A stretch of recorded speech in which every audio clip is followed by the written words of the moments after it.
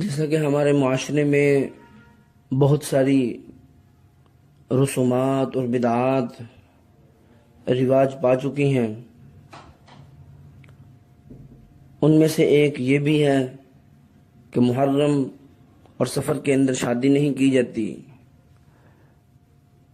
ان ایام اور مہینوں کے آنے سے پہلے پہلے شادیاں کر لی جاتی ہیں اور ان مہینوں میں شادی نہیں کی جاتی۔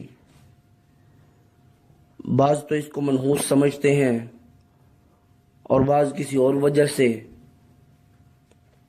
یہ عجیب قسم کی ایک بدعت اور رسم چل پڑی ہے ہمارے معاشرے میں، جبکہ یہ بالکل بے بنیاد ہے۔ ان ایام میں، ان مہینوں کے اندر شادی کرنا کوئی غلط بات نہیں، بلکہ ان مہینوں میں شادی کرنی چاہیے۔ ان ایام میں شادی کرنا، اس میں دو فائدے ہیں، دنیاوی فائدہ بھی ہے اور اخروی فائدہ بھی ہے۔ دنیاوی فائدہ تو یہ ہے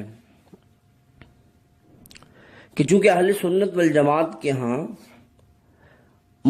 محرم یہ محترم مہینہ ہے، اور جو چیز محترم ہوا کرتی ہے وہ باعث برکت ہوتی ہے، اس میں برکت کے چانسز زیادہ ہوا کرتے ہیں، اس لیے اس محترم چیز کو اپنانا چاہیے۔ اور یہ عقل مندی نہیں کہ اس کو چھوڑ دیا جائے اور ان ایام کو جو ہے نا ان میں شادی نہیں کرنی۔ اور اخروی فائدہ ایک اور یہ ہے کہ چونکہ یہ بدعت ہے، اگر آپ شادی کریں گے تو یہ بدعت جو ہے نا ختم ہوگی، اس کے اوپر بھی اللہ رب العزت جو ہے نا یعنی ثواب دیں گے۔ اور دنیاوی فائدہ بھی ہے۔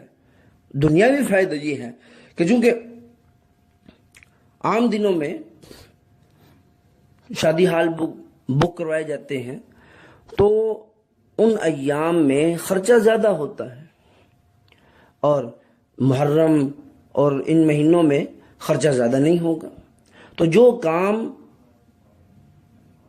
1 لاکھ میں ہونا تھا، 1.5 لاکھ میں ہونا تھا، وہ کام جو ہے نا 50, 60, 70 ہزار کے اندر ہو جاتا ہے۔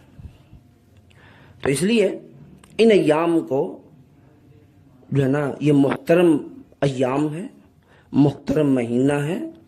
ان ایام میں شادی، بیاہ اور دیگر جو ہے نا کوئی خوشی منانا یہ کوئی غلط بات نہیں ہے۔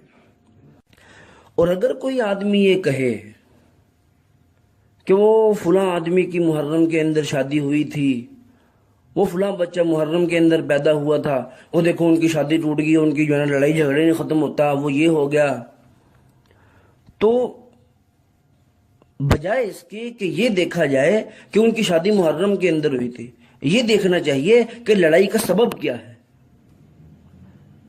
ایام کو برا بلا نہیں کہنا چاہیے۔ ایام کو اگر ہم برا بلا کہیں گے تو در حقیقت ہم اللہ رب العزت کو برا بلا کہہ رہے ہیں، اس لیے کہ زمانے کو بنانے والے، ان کے خالق اللہ رب العزت کی ذات ہے، اللہ رب العزت کی ذات ہے۔